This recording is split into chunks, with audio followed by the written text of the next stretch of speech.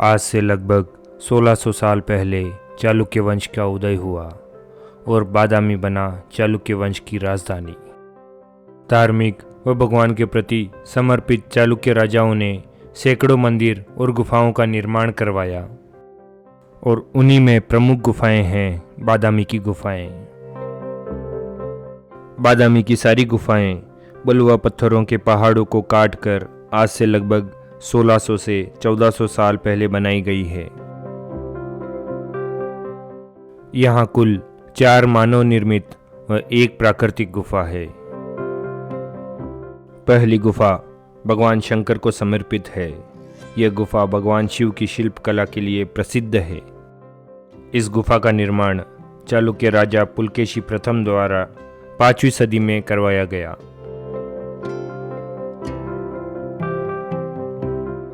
गुफा में प्रवेश करते ही नंदी की मूर्ति खंडित अवस्था में दिखाई देती है। गुफा के बाहरी भाग में भगवान शिव की 18 हाथ की तांडव करती नटराज की बेहद ही सुंदर शिल्प है। साथ में गणेश, नंदी व तबला वादक हैं।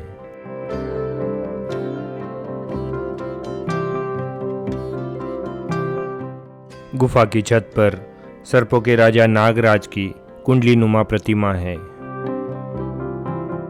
यह है अर्ध शिवा विष्णु की मूर्ति। मूर्ति का आधा भाग शिव व आधा भाग विष्णु का स्वरूप है। साथ में पार्वती व लक्ष्मी खड़ी है।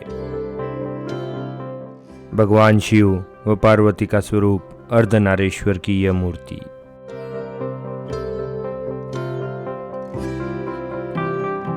बलुआ चट्टानों को काटकर बेहद ही सुंदर तरीके से तराशकर इस गुफा को अलंकृत किया गया है।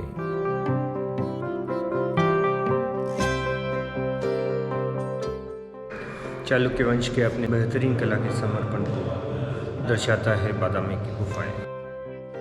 बादामी की इन गुफाओं की देखरेख और रखरखाव भारत सरकार और कर्नाटक सरकार द्वारा किया जाता है। ये गुफाएं अगस्त झील के बिल्कुल पास हैं। बादामी गुफाओं से 5 किलोमीटर की दूरी पर मलप्रभा नदी बहती है, जो आगे कुडल संगम में कृष्णा नदी से जाके मिल जाती है। हजारों सालों से ये गुफाएं, ये कलाकृतियां उसी वैभव के साथ खड़ी है। आज भी उनकी चमक बरकरार है। यह है गुफा नंबर 2। ये गुफा भगवान विष्णु को समर्पित है। यहाँ भगवान विष्णु को वामन अवतार में दर्शाया गया है। धरती आकाश नापकर भगवान तीसरा कदम बाली के सर पर रख रहे हैं। आगे बढ़ने पर एक प्राकृतिक गुफा आती है जिसमें कोई शिल्पकारी नहीं की हुई है। शायद हजारों सालों के पानी और हवा के कटाव से यह प्राकृतिक गुफा बनी हुई है। इसमें थोड़ा सा नक्शी काम किया हुआ है, बाकी ये पूरी तरह से प्राकृतिक गुफा है।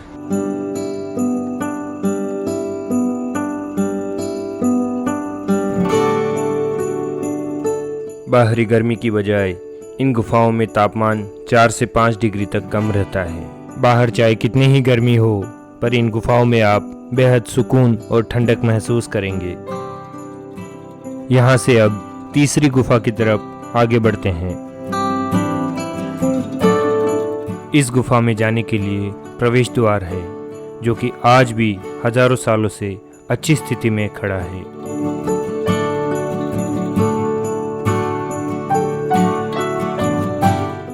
इस गुफा का निर्माण कार्य चालुक्य राजा मंगलेश ने सन 578 ईस्वी में करवाया था।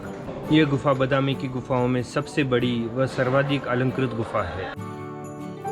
यह गुफा 65 फुट चौड़ी, 48 फुट लंबी और 15 फुट ऊंची है।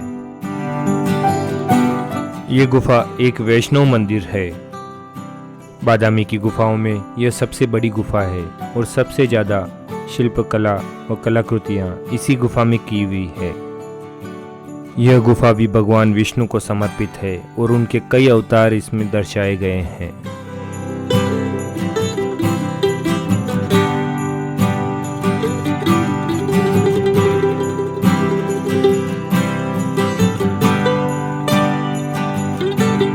सर्वप्रथम शेषनाग पर बैठे भगवान विष्णु की बेहद ही सुंदर मूर्ति है।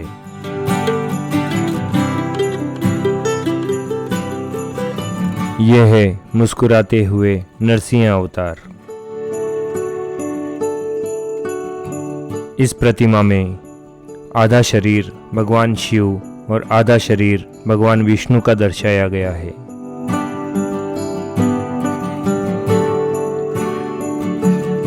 गुफा की छत पर फ्रेस्को पेंटिंग देखने को मिलती है और ये दक्षिण भारत की चित्रकारी का सबसे पहला उदाहरण माना जाता है। साथ ही गुफा की छत पर काफी अलंकृत शिल्प बनाए गए हैं। ये है भगवान विष्णु के तीसरे अवतार वराह अवतार। गुफा के अंदर त्रिविक्रम, वासुदेव और ब्रह्मा जैसे अनेक देवताओं के सुंदर शिल्प बनाए गए हैं। और अब गुफा क्रमांक 4 की तरफ आगे बढ़ते हैं। यह है इस गुफा श्रृंखला की सबसे छोटी और आखिरी गुफा। ये जैन धर्म को समर्पित गुफा है, जहाँ पर भगवान महावीर और कई संतों की प्रतिमाएं बनाई हुई है। भगवान महावीर को समर्पित यह गुफा क्रमांक 3 के पूर्व दिशा में बिल्कुल पास में ही है।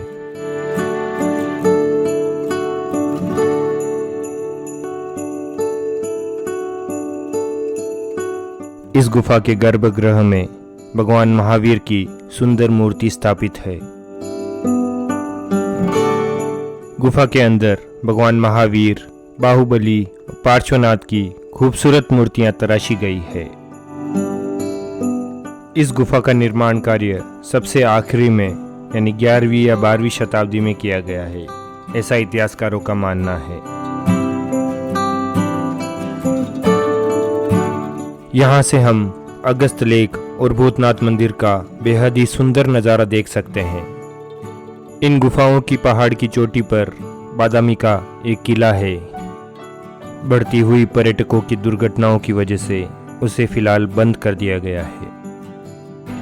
यह है इस किले पर जाने का मार्ग, लेकिन अभी फिलहाल इसे बंद कर दिया गया है।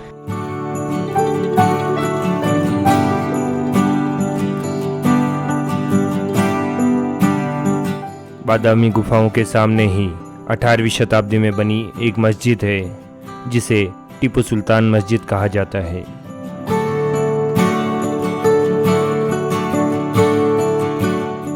फ्रेंड्स, कैसी लगी बादामी की ये गुफाएं? कमेंट करके ज़रूर बताइएगा। जल्दी ही मिलते हैं अगली जर्नी में। Thank you.